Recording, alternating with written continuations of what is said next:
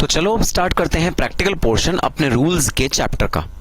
Sir पहले ये बताइए कि प्रैक्टिकल थ्योरी रूल्स में ये कैसे प्रैक्टिकल कंसेप्ट्स हम इनकॉर्पोरेट करते हैं। ये तो एक ऑडिट करना है ना, ऑडिट में क्या प्रैक्टिकल कंसेप्ट्स हो सकते हैं।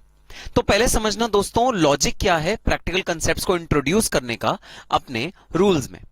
तो एक तो होती है कॉस्ट ऑडिट रिपोर्ट, जो आप रिपोर्ट बनाते हो पूरी की पूरी रिपोर्ट, जहां पर आप लिखते हो कि हाँ भाई मैंने वेरीफाई किए हैं कॉस्ट अकाउंट्स फलानी फलानी कंपनी के फलाने फलाने ईयर के और ये रिकॉर्ड्स बिल्कुल सही ढंग से बने हैं, मैं इनसे संतुष्ट हूं। तो आप एक तो वो रिपोर्ट बनाते हो, तो वो है कॉस्ट ऑडिट रिपोर्ट। अब हमारी कॉस्ट ऑडिट रिपोर्ट के साथ कई सारे एनेक्जर्स लगे होते हैं। उन एनेक्जर्स में हमें कई सारी रेशोज डिस्क्लोज करनी पड़ती हैं, कुछ और इंफॉर्मेशन डिस्क्लोज करनी पड़ती है, और वो सारी रेशोज और इंफॉर्मेशन हम प्रैक्टिकल एस्पेक्ट में पढ़ते हैं। और ये सारी की सारी रेशोज और सारी की सारी जो मैथमेटिकल कंप्यूटेशंस होती हैं ये एग्जाम्स में पूछी जाती हैं। बेयर मिनिमम 15 नंबर की तो आएंगे ही आएंगी, 25 नंबर या 30 नंबर का भी इस चैप्टर में से प्रैक्टिकल क्वेश्चन कई बार पूछा गया है और रेपिटेडली पूछा गया है। तो ये वो रेशोज हैं।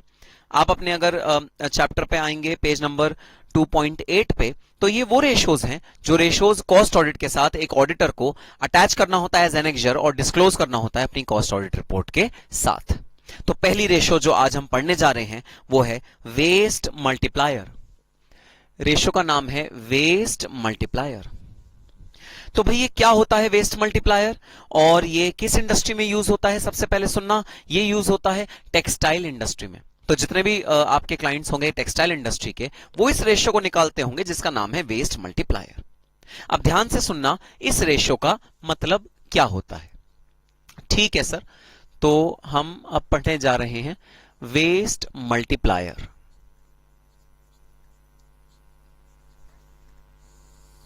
ध्यान से सुनना। तो मैं यहां पर ना एक प्रोसेस का इनफ्लो आउटफ्लो चार्ट बना रहा हूं। प्रोसेस का इनपुट, प्रोसेस का आउटपुट, ये यहां पर मैं लिखने जा रहा हूं। तो भाई देखना जरा, ये है प्रोसेस 1, ये है प्रोसेस 2, ये है प्रोसेस 3। प्रोसेस 1 का input 100, output 80, input 80, output 60, input 60, output 40। ये है एक कंपनी का प्रोडक्शन प्रोसेस और इस प्रोसेस में 3 पार्ट्स हैं। उन 3 पार्ट्स से होके एक प्रोडक्ट बनाया जाता है और प्रोडक्ट बनाने के बाद ऐसा कुछ इनपुट आउटपुट रेशो निकल के आता है। तो अगर मैं तुम लोगों से पूछूं जरा बताना इनपुट आउटपुट रेशो क्या है इन प्रोसेसेस का, तो तुम मेरे को क्या जवाब दोगे ये बताना। इनपुट आउटपुट रेशो क्या है इन प्रोसेसेस का। सर फर्स्ट प्रोसेस का इनपुट आउटपुट रेशो है 100 डिवाइडेड बाय 80, 1.25 टाइम्स। बिल्कुल भाई, बिल्कुल सही बात। चलो अब मैं तुमसे पूछ रहा हूं भाई सेकंड वाले प्रोसेस का इनपुट आउटपुट रेशियो बता दो। तो तुम मुझे कहोगे सर 80 डिवाइड बाय 60, 1.333 टाइम्स। बिल्कुल सही बात। अब मैं तुमसे पूछ रहा हूं जरा बता दो जो थर्ड प्रोसेस है उसका इनपुट आउटपुट रेशियो कितना है। सर थर्ड प्रोसेस का इनपुट आउटपुट रेशियो है 1.5 टाइम्स। बताओ जरा, बिल्कुल बेसिक बात जो हम इंटर में पढ़ते थे इनपुट आउटपुट रेशियो की बात, एकदम बेसिक सी बात मैं पूछ रहा हूं तुमसे कि बता दो इनपुट आउटपुट रेशियो क्या होती है। दोस्तों इनपुट आउटपुट रेशियो होती है कि आप कितना इनपुट डालोगे एक यूनिट आउटपुट निकालने के लिए। तो पहले वाले प्रोसेस में अगर आप 1.25 किलो इनपुट डालोगे तो 1 किलो आउटपुट निकलेगा। अगर आप सेकंड वाले प्रोसेस की बात करो तो 1.333 केजीज अगर आप इनपुट डालोगे तो 1 केजी आउटपुट निकलेगा। और थर्ड प्रोसेस में अगर आप 1.5 केजी इनपुट डालोगे तो 1 केजी आउटपुट निकलेगा। This is known as the input output ratio. ये इनपुट को और आउटपुट को कंपेयर करता है एक ही प्रोसेस के और आपको बताता है कि बीच में कितना वेस्टेज होगा, वेस्टेज के बाद कितना आउटपुट बचेगा। ठीक, हाँ सर ये तो हमने बचपन से ही पढ़ा है। भाई एक चीज आपने बचपन से नहीं पढ़ी होगी, वो चीज है आउटपुट आउटपुट रेशो, ओओ रेशो।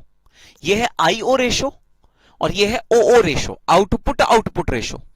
अब देखना ये आउटपुट आउटपुट रेशो क्या होती है। भाई इस रेशो में हम लोग कंपेयर करते हैं output of one process with the ultimate output of the final process. तो मैं कंपेयर करूंगा 80 को 40 से, और आउटपुट आउटपुट रेशियो जो पहले प्रोसेस की आ गई वो आ गई 2। तो 80 आउटपुट अगर मुझे प्रोसेस 1 से मिलेगा तो 40 आउटपुट मुझको लास्ट प्रोसेस से मिलेगा। This is known as output output ratio. Output output ratio. अब बताना सेकंड प्रोसेस का आउटपुट आउटपुट रेशियो क्या होगा? हाँ सर, सेकंड प्रोसेस का आउटपुट आउटपुट रेशियो होगा 60 divided by 40, 1.5 output output ratio. मतलब सेकंड प्रोसेस से अगर मैं आउटपुट निकालूं 1.5 तो फाइनल प्रोसेस से आउटपुट मिलेगा 1.5 का ये मतलब। ठीक है सर, अब बता दो थर्ड प्रोसेस का आउटपुट आउटपुट रेशियो क्या होगा? हमेशा ऑलवेज थर्ड प्रोसेस का या फाइनल प्रोसेस का आउटपुट आउटपुट रेशियो रहेगा 1, क्योंकि 40 divide by 40 is equal to 1। So this is known as the output output ratio. Sir, ये आउटपुट आउटपुट रेशियो किस काम आता है? हमें क्यों आउटपुट और आउटपुट को कंपेयर करना पड़ता होगा? दोस्तों, हमको ये कंपेयर करना पड़ता होगा उन सिचुएशंस में जहां पर हम लोग अपने कुछ अनइंपॉर्टेंट टास्क्स को आउटसोर्स कर देते हैं, अनइंपॉर्टेंट प्रोसेसेस को आउटसोर्स कर देते हैं। फॉर एग्जांपल प्रोसेस 1, सपोज आप रुई में ना बीज होते हैं, बीज। सपोज आप रुई में से बीज निकालने का प्रोसेस 1 करते हो अपनी कंपनी में, आपकी garments manufacturing textile manufacturing company, और आप रुई में से बीज निकालते हो। भाई, रुई में से बीज तो कोई अनपढ़ आदमी भी निकाल देगा, तो क्यों ना आप प्रोसेस 1 को आउटसोर्स कर दो, किसी और को दे दो। और अगर आप प्रोसेस 1 किसी और को आउटसोर्स कर दोगे, उसको बोलोगे भाई मुझे तुम बीज निकाला हुआ प्योर रॉ रुई दे दो, तो वो आदमी कहेगा हाँ सर ठीक है, आप बताओ आपको कितनी रुई चाहिए। अब देखो उस सिचुएशन में ना आपके लिए आउटपुट रेलिवेंट है, आपके लिए इनपुट इररेलेवेंट है। अब वो आदमी चाहे 100 किलो डाल के 80 किलो बनाए, चाहे 200 किलो डाल के 80 किलो बनाए, आपको कोई फर्क नहीं पड़ता। आप तो उसको कहोगे मैं तुमसे 80 किलो माल खरीदूंगा बस। आपको इस आउटपुट से मतलब है, आपको इनपुट से कोई मतलब नहीं है। वो आदमी चाहे जितना भी वेस्टेज करे, आपको क्या फर्क पड़ रहा है? खर्चा उसका हो रहा है सारा का सारा। आप तो 80 रुपीज का, 80 केजीज का रुपीज बता दोगे कि भाई इतने रुपए का मैं तुमसे लूंगा और 80 किलो माल मैं तुमसे लूंगा। तो आउटपुट आउटपुट रेशियो बताती है कि आपको एक प्रोसेस में कितना आउटपुट चाहिए to have the one unit output of the final process. इसको कहते हैं हम output output ratio.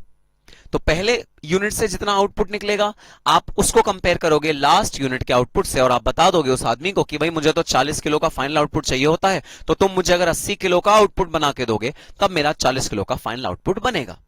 This is known as the output output ratio. और इसी रेशियो का दूसरा नाम दोस्तों होता है the waste multiplier. Waste multiplier. तो ये बड़ा कॉमन फीचर है टेक्सटाइल इंडस्ट्री का। वो ना कुछ प्रोसेसेस को आउटसोर्स कर देते हैं। अब जब वो कुछ प्रोसेसेस को आउटसोर्स करते हैं तो उस आउटसोर्स के प्रोसेस में उनको इनपुट आउटपुट रेशियो से मतलब नहीं रह जाता। उन्हें कोई फर्क नहीं पड़ता कि इनपुट इसमें क्या आएगा, उनको तो बस ये है कि मुझे 80 केजीज का आउटपुट चाहिए। तो वो आउटपुट आउटपुट रेशियो निकालते हैं और अपना रिक्वायरमेंट बता देते हैं वेंडर को कि भाई मुझे 80 केजीज का तुम आउटपुट दे दो और मेरे लिए सफिशिएंट है बस। उसके बाद वो अपने 80 केजीज से 40 केजीज एंड के प्रोसेस तक बना लेते हैं पूरा का पूरा output. This ratio is definitely useful for other industries as well, लेकिन टेक्सटाइल इंडस्ट्री में इसका स्पेशल महत्व होता है। तो this is known as the waste multiplier. Sir ये तो बड़ा इजी रहा, आउटपुट लो फाइनल आउटपुट से डिवाइड कर दो, आउटपुट लो फाइनल आउटपुट से डिवाइड कर दो। लेकिन भाई प्रॉब्लम यह है कि आपका इंस्टीट्यूट फाइनल लेवल पे इतना इजी तो कोई कंसेप्ट देगा नहीं। वो डेफिनेटली कंसेप्ट को थोड़ा सा तो तोड़ेगा मरोड़ेगा और उसे टेढ़ा मेढ़ा करेगा। तो एग्जाम में जो वेस्ट मल्टीप्लायर के क्वेश्चंस आते हैं वो इतने सिंपल नहीं आते, उनमें होता है एक कैच। अब सुनना क्या कैच होता है वेस्ट मल्टीप्लायर के क्वेश्चंस में। ठीक है सर,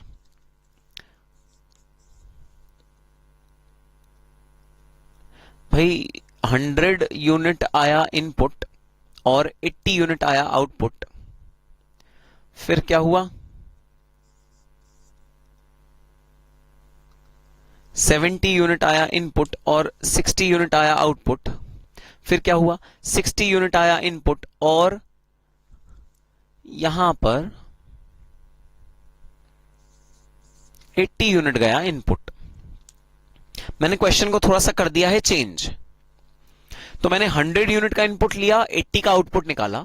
70 का इनपुट लिया, 60 का आउटपुट निकाला। अरे सर ये 10 यूनिट का क्या हुआ सर, 10 यूनिट कहां गए? भाई ऐसा हो सकता है आपने 10 यूनिट अपने गोडाउन में रख लिए हो, या फिर उन 10 यूनिट को बाहर मार्केट में बेच दिया हो, किसी को अर्जेंट रिक्वायरमेंट हो, आपने वो बेच दिया हो, या आपने गोडाउन में रख दिया हो, आपने बोला हो नहीं अभी इस प्रोसेस 2 में मैं प्रोसेसिंग नहीं करूंगा क्योंकि आउटपुट की जरूरत नहीं है प्रोसेस 2 में, तो आपने रोक लिया हो बीच में मटेरियल, आपकी इन्वेंट्री बन गई हो। तो इसलिए ये 80 70 हो, ऐसा हो सकता है। और 70 से कितना आउटपुट आया 60। अच्छा फिर सर ठीक है कम हो गया तो समझ में आता है, सर ये ज्यादा कैसे हो गया? ज्यादा का भी सेम लॉजिक, दो रीजन हो सकते हैं। आपके पास क्लोजिंग स्टॉक पड़ा था, इन्वेंट्री पड़ी थी, आपने वो इन्वेंट्री यूज कर ली 20 एडिशनल, या फिर आपने बाजार से खरीदा, आपको पता था प्रोडक्ट प्रोसेस 3 में आपको ज्यादा आउटपुट की जरूरत है, आपने बाजार से और मटेरियल खरीदा 20 केजी का और आपने यहां पर इंट्रोड्यूस कर दिया। So there is a disparity between the inputs and outputs of the subsequent processes. ये आपने दो प्रोसेसेस के बीच में जो कनेक्शन होता है ना, कनेक्शन, ये कनेक्शन होता है भाई, कनेक्शन, आपने कनेक्शन तोड़ दिया। जैसे ही आपने कनेक्शन तोड़ा वैसे ही मेरे दिमाग में एक सवाल अराइज हुआ। सवाल देखना क्या, अरे भाई ये चेंज होने के बावजूद भी जो आउटपुट आउटपुट रेशियो है वो तो 2 ही रहेगा। क्यों? 80 डिवाइड बाय 40 इज 2 और यहां 1.5 रहेगा, बिकॉज 60 डिवाइड बाय 40 इज 1.5। ये तो चेंज नहीं होगा, ये भी चेंज नहीं होगा, ये भी चेंज नहीं होगा। अब सवाल ये उठता है, is this and this correct और इनकरेक्ट? क्या आप अभी भी ये बोल सकते हो कि अगर मुझे फर्स्ट प्रोसेस से 2 यूनिट्स का आउटपुट मिले तो मुझे लास्ट प्रोसेस से 1 यूनिट का आउटपुट मिल जाएगा? क्या आप अभी भी ये बोल सकते हो? क्या ये लिंकिंग, क्या ये रिलेशनशिप आप अभी भी एस्टैब्लिश कर सकते हो? आंसर है नो, आप अभी ये रिलेशनशिप आउटपुट आउटपुट रेशियो में एस्टैब्लिश नहीं कर सकते। क्यों सर, क्यों नहीं कर सकते? अरे भाई तुमने यहां पर ये लिंक तोड़ दिया है, हमेशा हमेशा के लिए तोड़ दिया है, ये लिंक रहा ही नहीं।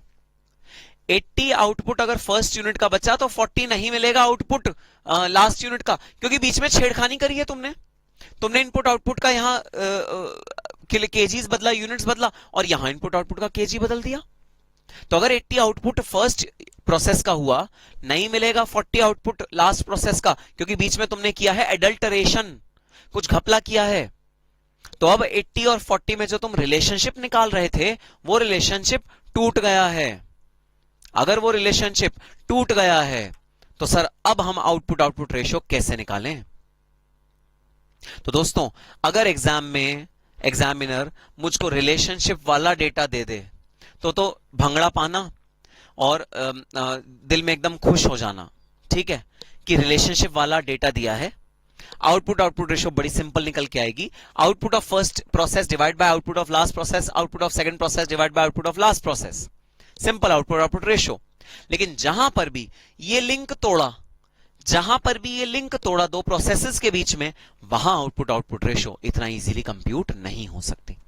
एग्जाम में मोस्टली जो क्वेश्चंस आते हैं वो वाले क्वेश्चंस आते हैं जहां पर ये आउटपुट और इनपुट का लिंक आपने एग्जामिनर ने तोड़ा हुआ होता है, आपने ये लिंक नहीं एस्टैब्लिश किया हुआ होता।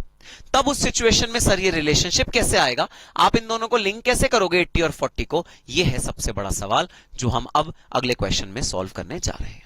आओ प्रैक्टिकल क्वेश्चन सीधा स्टार्ट करते हैं। प्रैक्टिकल क्वेश्चन से पहले जरा डेफिनेशन पढ़ लेते हैं। Waste multiplier, the process wise cost per kg of output is being worked out for the textile industry. Then these costs are aggregated to arrive at the total yarn cost. As there are wastes at each process, the final aggregation of process to arrive at the finished yarn has to take into account all such process wise wastages. This is done by using a factor known as the waste multiplier. Accordingly, waste multiplier is that quantity of output from any process which will be needed to get 1 unit of final output. मैं दोबारा पढ़ रहा हूं, सबसे important line underline करी हुई है। Accordingly, waste multiplier is that quantity of output from any process which will be needed to get 1 unit of final output. तो कितना आउटपुट हम ईच प्रोसेस से लें ताकि हमारा 1 यूनिट फाइनल आउटपुट का आए, this is known as the waste multiplier. ठीक है सर, बात समझ में आ गई वेस्ट मल्टीप्लायर की। आओ हम क्वेश्चन स्टार्ट करते हैं। Illustration number 1।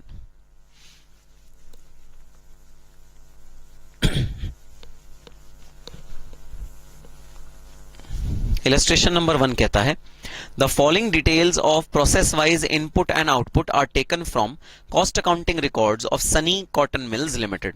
तो एक कंपनी है सनी कॉटन मिल्स लिमिटेड, इसके आपको कुछ रिकॉर्ड्स दिए हुए हैं। अयान मैन्युफैक्चरिंग कंपनी 31 मार्च 2013 के रिकॉर्ड्स दिए हुए हैं। प्रोसेस दिया हुआ है blow room, carding, draw frames, roving, ring frames, reeling and winding. Input और आउटपुट दिया हुआ है, कॉटन कितना प्रोसेस हुआ, लैब्स कितने प्रोड्यूस हुए, लैब्स कितना प्रोड्यूस हुआ, सिल्वर्स कितने प्रोड्यूस हुए, सिल्वर कितना प्रोसेस हुआ, सिल्वर कितना ड्रॉ हुआ। इनपुट आउटपुट हर एक प्रोसेस का आपको दिया हुआ है। Required calculate the process wise waste multiplier factor for the year ended 31 March 2013। तो आपको वेस्ट मल्टीप्लायर फैक्टर कंप्यूट करके लाना है। ठीक है सर, बात समझ में आ गई। आओ स्टार्ट करते हैं। Illustration number 1।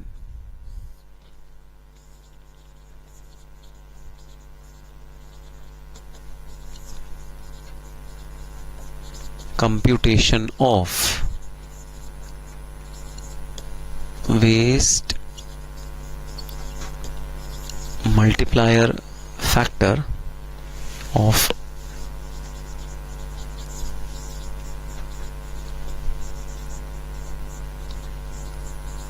Sunny Cotton Mills Limited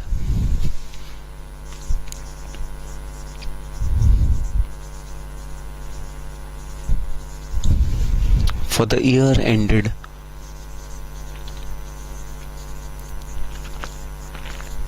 March 31st 2013। हमें निकालना है वेस्ट मल्टीप्लायर फैक्टर।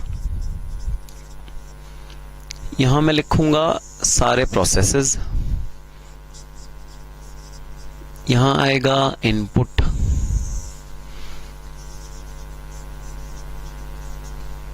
यहां आएगा आउटपुट। ठीक है, हर एक प्रोसेस का सारा डेटा जो क्वेश्चन में दिया हुआ है मैं वो यहां प्लॉट करूंगा।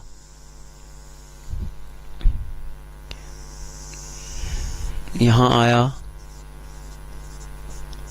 Loss in terms of percentage, यहां आया output in terms of percentage, और लास्ट कॉलम में आया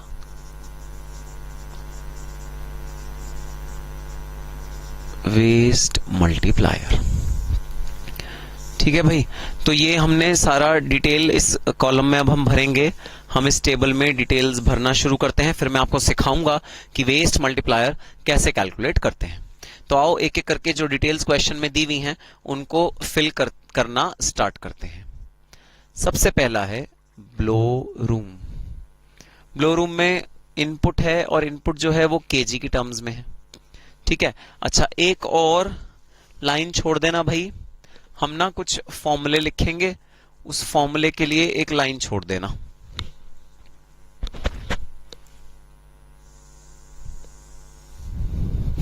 तो ये है ए कॉलम, ये है बी कॉलम, ये है सी कॉलम। तो सबसे पहला प्रोसेस है ब्लो रूम, सेकंड है कार्डिंग, फिर है ड्रॉ फ्रेम्स, फिर है रोविंग, फिर है रिंग फ्रेम्स। रिंग फ्रेम्स के बाद है रीलिंग एंड वाइंडिंग।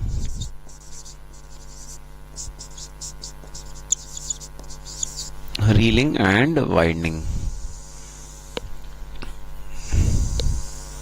तो भाई ये प्रोसेसेस हैं जिसके थ्रू गुजर कर मेरा जो टेक्सटाइल का फाइनल आउटपुट है वो बनता है। ये सारे प्रोसेसेस हैं जो मैंने प्लॉट कर दिए। अब मेरा काम ये कि मैं इनके इनपुट्स और आउटपुट्स दोनों प्लॉट करूंगा। ठीक है सर, इनपुट भी केजी में, आउटपुट भी केजी में। ठीक है सर, तो ब्लो रूम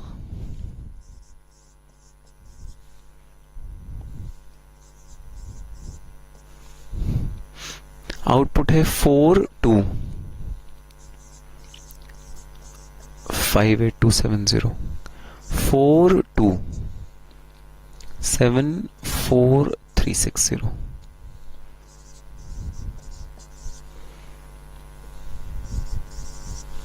ये सेकेंड प्रोसेस। थर्ड प्रोसेस 3948240 और 3901800 3874120 और 3831500। ठीक है सर। 3911640 और 3641740। फिर है 3635400 और है 3580880। तो भाई पूरा डेटा मैंने प्लॉट कर दिया है इस टेबल का। इनपुट प्लॉट कर दिया है, आउटपुट प्लॉट कर दिया है, दोनों चीजें प्लॉट कर दी हैं। सारे के सारे जितने भी हमारे प्रोसेसेस हैं उन सब की सारी इनपुट आउटपुट मैंने प्लॉट कर दी हैं। अब भाई फिंगर्स क्रॉस करो, भगवान जी का नाम लो और भगवान से प्रार्थना करो, हे प्रभु काश तुम सबके इनपुट्स आउटपुट्स में पैरिटी बना के रखना, सिंक्रोनाइजेशन रखना, ताकि हम वेस्ट मल्टीप्लायर को इजी वे में निकाल सकें। भगवान प्लीज इस क्वेश्चन में इनपुट आउटपुट में किसी भी तरह की दो डिफरेंट प्रोसेसेस में डिस्पैरिटी मत रखना, दोनों को इक्वल रखना, अनइक्वल मत रखना। चलो प्रार्थना करी तुमने भगवान से और देखना शुरू किया। भाई ब्लो रूम का इनपुट है 46,72,560 और ब्लो रूम का आउटपुट है 42,58,270। अब ब्लो रूम से जब आउटपुट इनपुट में जाता है अगले प्रोसेस के जो कि कार्डिंग है, तो ये बन जाता है 4274360। शिट, हमारी प्रार्थना स्वीकार नहीं हुई। हमारे इनपुट और आउटपुट में फर्क है सब्सिक्वेंट प्रोसेस के। आउटपुट था 4258270 और इनपुट है 4274360।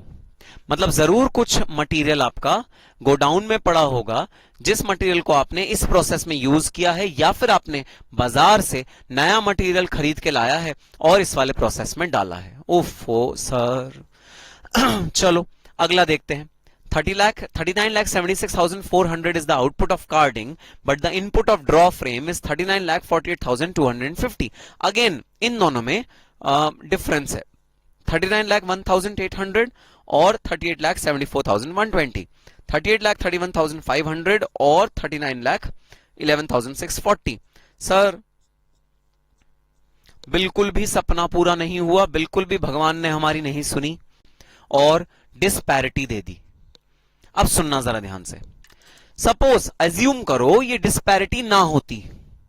अगर ये डिस्पैरिटी ना होती तो ये दो कॉलम बनाने की जरूरत ही ना होती, ये दो कॉलम तुम नहीं बनाते और सीधा वेस्ट मल्टीप्लायर पे आ जाते और तुम पता है सीधे से क्या करते, this divide by this, this divide by this, this divide by this, this divide by this, this divide by this. Simple, बात खत्म। अगर डिस्पैरिटी ना होती तो ये दो कॉलम की जरूरत ही ना पड़ती और हम इजीली अपना आंसर निकाल लेते वेस्ट मल्टीप्लायर का। लेकिन सर लाइफ इतनी इजी नहीं है। फाइनल सीएमए का है, इसके बाद तो हम प्रोफेशनल बन जाएंगे और प्रोफेशनल का मतलब है आपके पास अथॉरिटी आ जाएगी, पावर आ जाएगी। तो यूं ही तो हम आपको प्रोफेशनल बनने नहीं दे सकते, हमें जरूर आपसे हार्ड वर्क कराना पड़ेगा, बहुत ज्यादा आपसे मेहनत करानी पड़ेगी प्रोफेशनल बनाने के लिए। आओ जरा स्टार्ट करते हैं। क्या प्रोसीजर होगा इस केस में जब डिस्पैरिटी है इनपुट आउटपुट में, क्या प्रोसीजर होगा इसको वेस्ट मल्टीप्लायर को निकालने का। आओ लॉस परसेंटेज फॉर्म में निकालते हैं। लॉस परसेंटेज फॉर्म से मेरा मतलब यह है कि कितना लॉस हुआ इस इनपुट को आउटपुट में कन्वर्ट करते हुए। फॉर्मूला देखना जरा। मैं लॉस का परसेंटेज निकाल रहा हूं, कितना लॉस हुआ sir, B input minus output divide by B input. इससे ना लॉस का परसेंटेज आएगा, हाँ सर, इससे लॉस का परसेंटेज आएगा। आओ जरा लॉस का परसेंटेज निकालने की कोशिश करते हैं।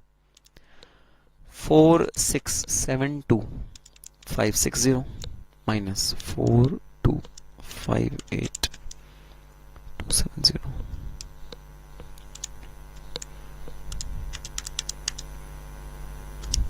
सर सबसे पहला परसेंटेज आ गया 8.87, लॉस का परसेंटेज निकाला है। ठीक है सर, आओ दूसरा कंप्यूट करते हैं।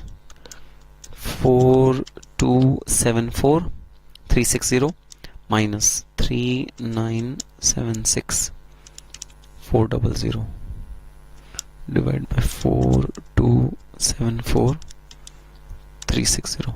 सर दूसरे का आंसर आया 6.97। अब आ जाओ तीसरा देखते हैं।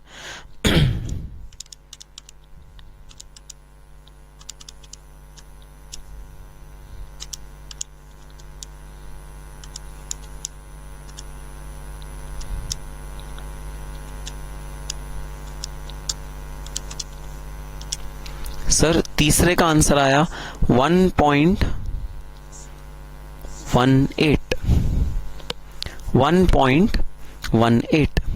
अब आओ चौथे प्रोसेस का देखते हैं। चौथे प्रोसेस का क्या हुआ।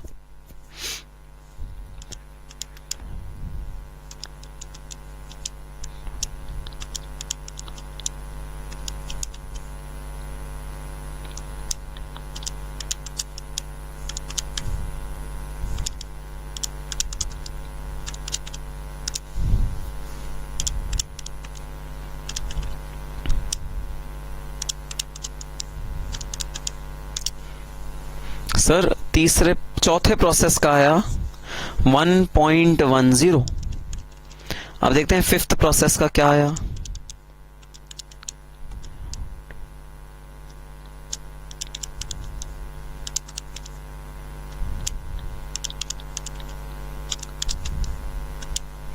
सर फिफ्थ प्रोसेस का आया 6.90। और लास्ट का एक बार कैलकुलेट करते हैं भाई।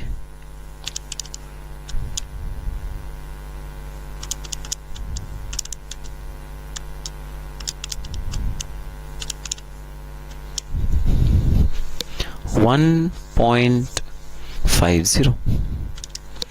तो ये आ गए लॉस परसेंटेजेस। सर आप ये क्यों निकाल रहे हैं। अरे भाई अभी समझाता हूं क्यों निकाल रहे हैं। पहले बताओ कंप्यूटेशन समझ में आई क्या। हमने कंप्यूट किया कि लॉस के परसेंटेजेस क्या रहेंगे हर एक प्रोसेस में। तो भाई पहले प्रोसेस में जो लॉस का परसेंटेज रहेगा वो रहेगा 8.87%, दूसरे में रहेगा 6.97%, इसमें रहेगा 1.18%, इसमें रहेगा 1.10%, इसमें रहेगा 6.90%, इसमें रहेगा 1.50%। ये वेस्ट का परसेंटेज है जो हर एक प्रोसेस में आपका इनपुट के कंपैरिजन में वेस्टेज होगा ही होगा। ये वो वेस्ट की परसेंटेज है। हाँ सर ये वेस्ट की परसेंटेज है। अब आगे बढ़ने से पहले मेरे एक सवाल का जवाब दे दो। बड़ा सिंपल सा मेरा सवाल है।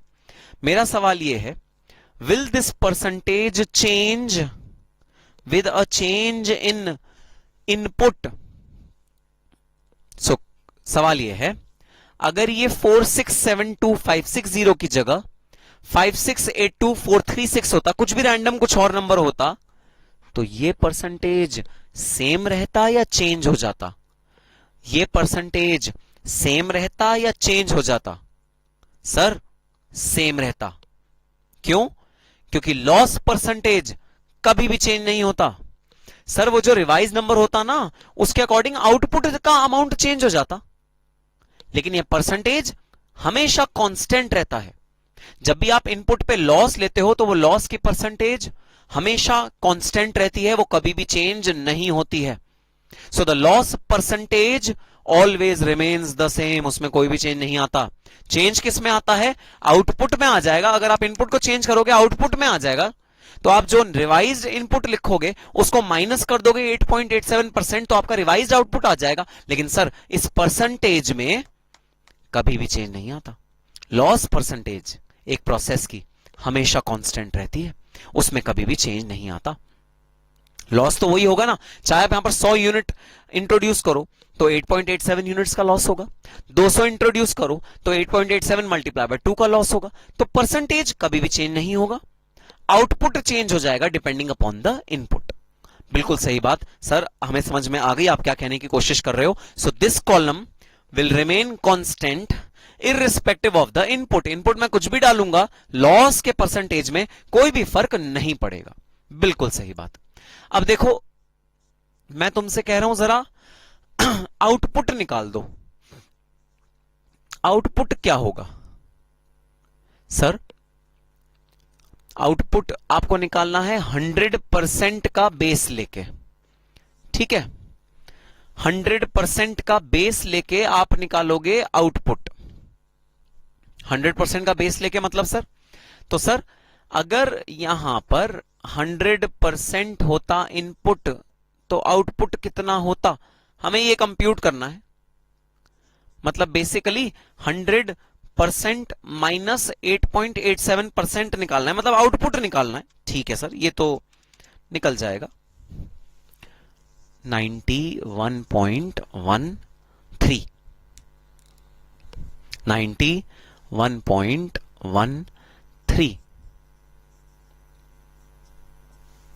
फॉर्मूला होगा इनपुट माइनस डी।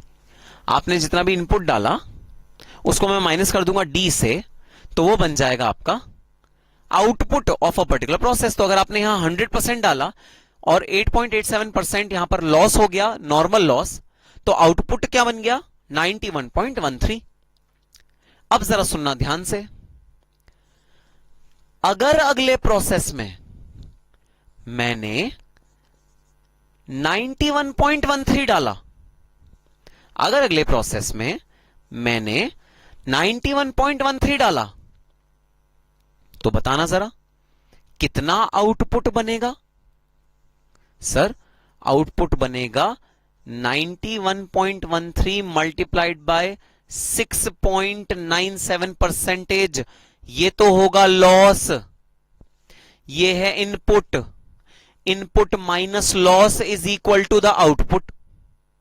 नेचुरली भाई मैं क्या करने की कोशिश कर रहा हूं, मैं करने की कोशिश कर रहा हूं इस आउटपुट और इस इनपुट को पैरिटी दिलाने की कोशिश कर रहा हूं, एक रखने की कोशिश कर रहा हूं। अगर मैं ये काम यहां से करने की कोशिश करता तो रिजल्ट गड़बड़ आ रहे थे। तो मैंने क्या किया, मैंने इस इनपुट को सेम रखा। अब मैं आगे भी सेम लेता हुआ जाऊंगा। कैसे? इसका आउटपुट आया 9.13। अगर ये 9.13 एज इट इज इनपुट बन जाए अगले यूनिट का, कार्डिंग का, अरे भूल जाओ 4274360 इनपुट है। इनपुट ये नहीं है, इनपुट है 91.13। तुमने खुद बताया था इनपुट अगर चेंज हो भी गया तो ये परसेंटेज नहीं चेंज होगी। परसेंटेज नहीं चेंज होगी तो परसेंटेज को मैं सेम किसी और इनपुट पे मल्टीप्लाई करूंगा तो आउटपुट निकल के आएगा। तुमने खुद ये बात बोली थी। हाँ सर बोली थी। तो बताओ इस यूनिट का, इस प्रोसेस का आउटपुट कितना निकल के आया है? आओ देखते हैं। 91.13 मल्टीप्लाइड बाय 6.97% माइनस 91.13, आउटपुट निकल के आया 84.78। अब देखना 84.78, इस 84.78 को मैं इनपुट ट्रीट कर रहा हूं अगले प्रोसेस का, और अगले प्रोसेस का वेस्ट इससे माइनस करने की कोशिश कर रहा हूं। तो देखना ये है इनपुट, इनपुट माइनस मैंने वेस्ट को माइनस कर दिया। इनपुट माइनस वेस्ट, वेस्ट कैसे निकल के आया? D multiplied by input. जो भी डी है परसेंटेज फॉर्म में मल्टीप्लाइड बाय इनपुट। अच्छा बताओ क्या आया? Sir 84.78 multiply by 1.18 minus 84.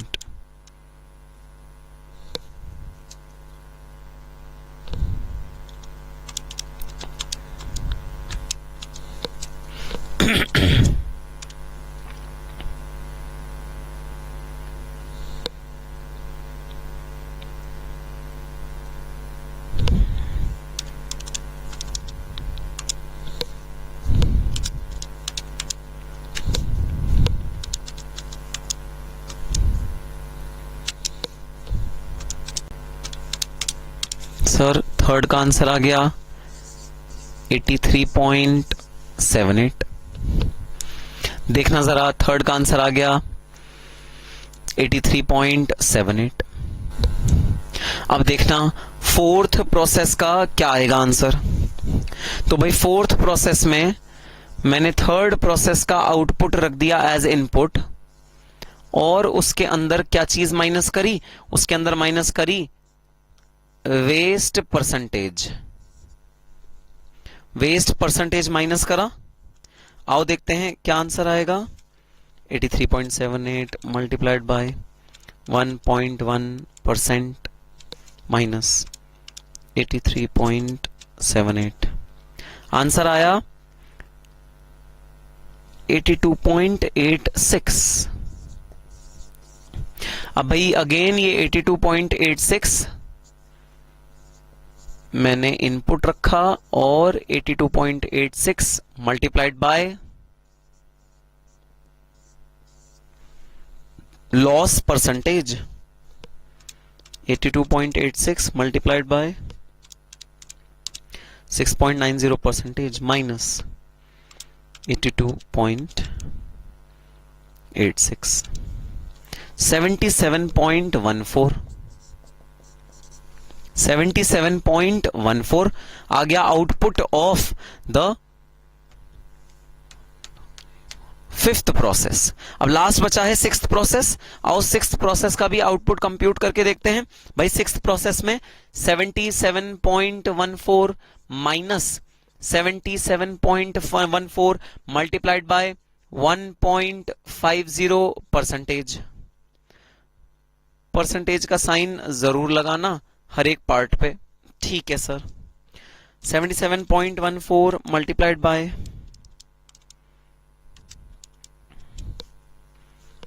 1.5% minus 75.98, ये आ गया 75.98। ठीक है सर, देखो जरा कैलकुलेशन समझ में आई क्या। भाई क्या करने की कोशिश की जा रही है, करने की कोशिश ये करी जा रही है कि जो आउटपुट और इनपुट हो दो प्रोसेसेस का वो कॉमन हो जाए, ताकि इनके बीच में रिलेशनशिप एस्टैब्लिश हो जाए। और हमने वो रिलेशनशिप एस्टैब्लिश कर दिया कैसे, हम भूल गए इस इनपुट आउटपुट को, इस पूरे इनपुट आउटपुट को भूल गए। हमने एज्यूम किया अगर 100 इनपुट डाला तो कितना आउटपुट आया, वही आउटपुट अगर अगले में डाला तो कितना आउटपुट आया, और सो ऑन हम करते चले गए। हम भूल गए कि हमारा इनपुट आउटपुट रेशो क्वेश्चन में दिया हुआ है। हमने उसको इनपुट आउटपुट को एक्चुअल नहीं लिया, हमने अपनी मर्जी से इनपुट आउटपुट बनाया, सिंपल सी बात। और क्योंकि रेशो निकालनी है, कोई फर्क नहीं पड़ता कि हम 100 की बेसिस पे रेशो निकालें या 46 लाख के बेसिस पे रेशो निकालें, अरे रेशो तो सेम ही होती है। 100 डिवाइड बाय 50 करोगे तो सेम आंसर आएगा जितना 1 लाख डिवाइड बाय 50,000 करोगे, आंसर तो सेम आएगा। तो हमने बेसिकली क्या किया, हमने इनपुट और आउटपुट को सेम रख दिया। हमने एज्यूम किया अगर इनपुट 100 होगा फर्स्ट पार्ट में तो आउटपुट कितना होगा, और आउटपुट को फिर हमने अब हम कंपेयर कर लेंगे दो आउटपुट्स को एक साथ, क्योंकि अब कंपैरिजन पॉसिबल है, जो कि कंपैरिजन पहले पॉसिबल नहीं हो रहा था हमारे लिए। तो देखना ये आ गई पैरिटी। पैरिटी माने अब ये आपस में कंपेरेबल हैं, ये और ये आपस में कंपेरेबल हैं, ये सारे आपस में कंपेरेबल हैं, क्योंकि आपने 91.13 को यहां आउटपुट की इनपुट की तरह लिया, 84.78 को यहां इनपुट की तरह लिया, 83.78 को यहां इनपुट की तरह लिया, 82.86 को यहां इनपुट की तरह लिया, सेम इनपुट ले लिया, पैरिटी कर दी। बस अब अगर बेस मल्टीप्लायर निकालना चाहें तो बताना कैसे निकल के आएगा। 91.13 डिवाइड बाय 75.98, 84.78 डिवाइड बाय 75.98,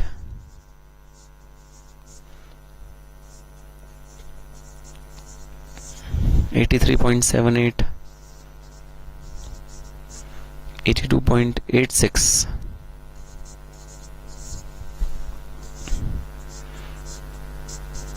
77.14 और 75.98 डिवाइड बाय 75.98। देखो एक बार पैरिटी कर ली ना सारे प्रोसेसेस में, तो अब वेस्ट मल्टीप्लायर हम इजीली कंप्यूट कर सकते हैं। आओ जरा सारे वेस्ट मल्टीप्लायर कंप्यूट करते हैं। ये है F 91.13 75.98, ये आ गया 1.2 84.78 डिवाइड बाय, ये आ गया 1.12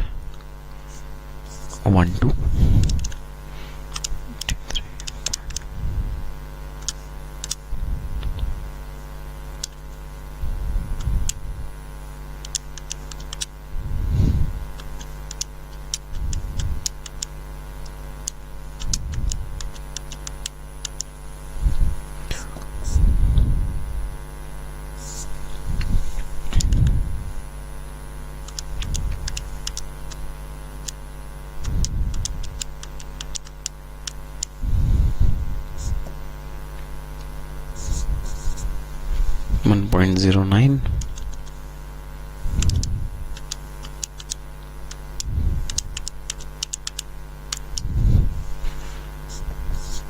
1.01 और लास्ट में 1।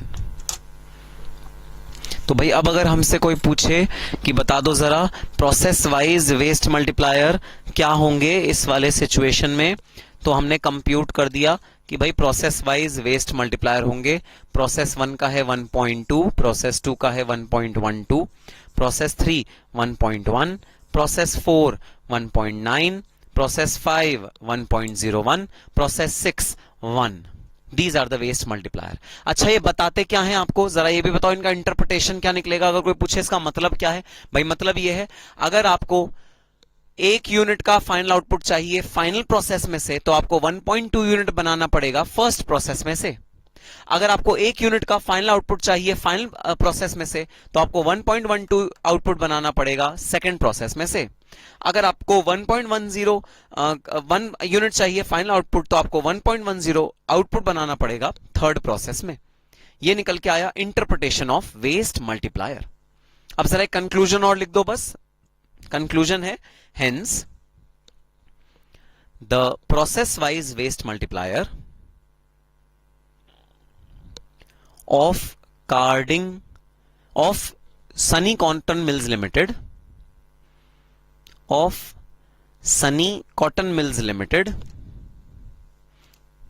is computed as, भाई सारे प्रोसेसेस लिखना और सारे वेस्ट मल्टीप्लायर लिखना एक दो कॉलम्स में, और एक बार इस फॉर्मूले को भी थोड़ा सा अमेंड करना, d multiply by input, E is equal to input minus d multiplied by input. तो चलो ब्रीफ में पूरा का पूरा क्वेश्चन एक बार फिर समझते हैं, और फिर तुम अपने रजिस्टर पे नोट करके प्रैक्टिस क्वेश्चंस में जो रिवीजन क्वेश्चंस हैं वो जरूर ट्राई करना, आराम से हो जाएंगे। तो भाई क्वेश्चन ने हमें निकालने के लिए दिया वेस्ट मल्टीप्लायर। वेस्ट मल्टीप्लायर का मतलब output output ratio. Output ratio का मतलब हम लोग एक यूनिट एक प्रोसेस के आउटपुट से कितना हम प्रोड्यूस करें कि हमारा फाइनल आउटपुट एक बने, हमें ये निकालना होता है। अनफॉर्चुनेटली क्वेश्चन ने हमें आउटपुट और इनपुट ऑफ सब्सिक्वेंट प्रोसेस में डिस्पैरिटी दी, इक्वल नहीं दिया। आउटपुट और इनपुट ऑफ सब्सिक्वेंट प्रोसेस में डिस्पैरिटी दी, इक्वल नहीं दिया। इस वजह से हम सीधा आउटपुट को फाइनल आउटपुट से डिवाइड नहीं कर पाए, हम इसके बीच में रिलेशनशिप एस्टैब्लिश नहीं कर पाए। इसके बीच में रिलेशनशिप एस्टैब्लिश करने के लिए हमें सबसे पहले निकालनी पड़ी लॉस परसेंटेज। लॉस परसेंटेज का मतलब कितना परसेंटेज लॉस इनपुट के ऊपर हुआ है इस वाले प्रोसेस में, कितना परसेंटेज लॉस इनपुट के ऊपर हुआ है इस वाले प्रोसेस में। अब अगर ये इनपुट के ऊपर प्रोसेस लॉस इतना है जो कि कांस्टेंट रहेगा, अगर मैं इनपुट को कांस्टेंट कर दूं, इनपुट को मैं चेंज ना करूं, जैसे कि इधर चेंज हो रहा था मैं इधर चेंज ना करूं, तो रिलेशनशिप वापस रिस्टोर हो जाएगा मेरे सारे के सारे आउटपुट में। रिलेशनशिप रिस्टोर करने के लिए मैंने क्या किया, 100 यूनिट का इनपुट लिया। अगर 100 इनपुट डलता है तो आउटपुट कितना आएगा फर्स्ट प्रोसेस का 91.13। अगर यही आउटपुट अगले प्रोसेस का इनपुट बनता है तो आउटपुट कितना आएगा 84.78। अगर यही आउटपुट अगले प्रोसेस का इनपुट बनता है तो आउटपुट कितना आएगा 83.78। ये करके मैंने एक चेन बना दी और रिलेशनशिप जो टूट गया था रॉ डेटा में उसे वापस एस्टैब्लिश कर दिया। मैंने जैसे ही वो रॉ डेटा का लिंक एस्टैब्लिश किया वैसे ही मेरे सारे के सारे आउटपुट एक टेबल में आ गए, एक सिंक्रोनाइजेशन में आ गए, एक रिलेशनशिप के साथ आ गए। बस मैंने क्या किया, मैंने उसको डिवाइड कर दिया आउटपुट और आउटपुट को to compute my waste multiplier और आउटपुट रेशो। तो ये क्वेश्चन है, अधिकतर रिपीट होता है, सेकंड थर्ड अटेम्प्ट में आता ही आता है और 4 मार्क्स 6 मार्क्स तक का ये क्वेश्चन आएगा आपके एग्जामिनेशन में। ठीक है, तो ये था आपका सबसे पहला रेशो और सबसे इंपॉर्टेंट रेशो, वेस्ट मल्टीप्लायर।